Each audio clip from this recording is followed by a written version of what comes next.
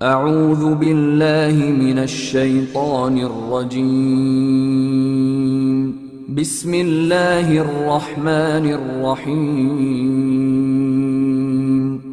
بے شک اس میں نشانی ہے اور ان میں اکثر ایمان لانے والے نہیں تھے، اور تمہارا پروردگار تو غالب اور مہربان ہے۔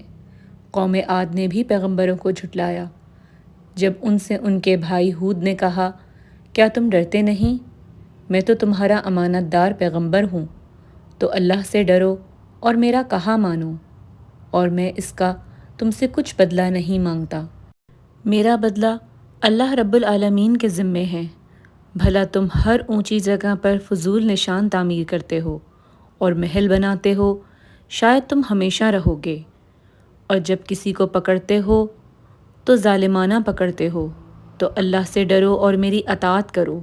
صدق اللہ العظیم۔